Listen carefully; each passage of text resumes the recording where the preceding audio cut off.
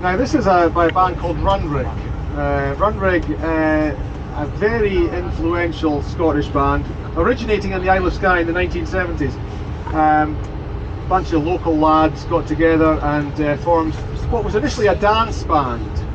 They played at weddings and ceilidhs, but gradually they transitioned into the most unlikely thing of all, a rock band. A rock band singing songs in Gaelic, which is completely unheard of. Nobody had ever done this before. Gaelic music was, up until that point, was very traditional in style, and it wasn't heard much outside the communities where the language is still relatively strong.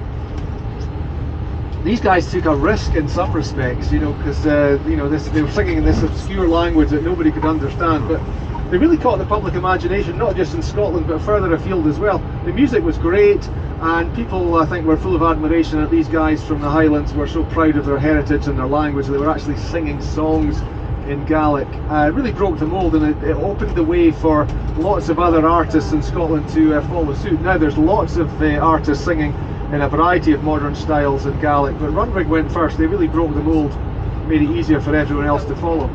Runrig had one of their songs selected by Carlsberg, the international brewer from Denmark, as one of their cinema adverts. That was in the cinema, and they got one of their Gaelic songs into the UK Top 40 chart.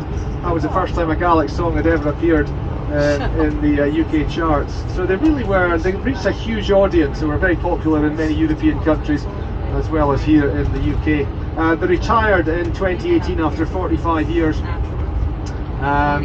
Performed two concerts just below Stirling Castle. That was their farewell concerts, and they called it a day after 45 years. But during my lifetime, a hugely influential band, just for the role they played in the revival of interest in the Gaelic language and culture, just bringing the Gaelic language to a wider audience, and just capturing the spirit of the times.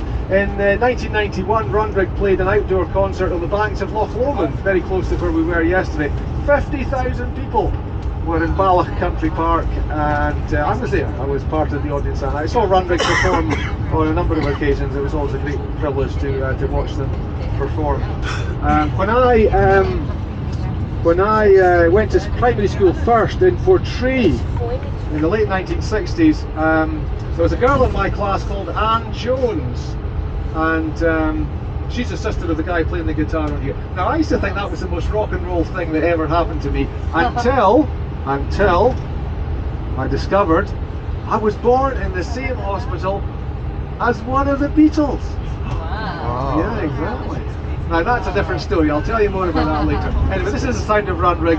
This is a lovely song. It's called Autumn in the Islands.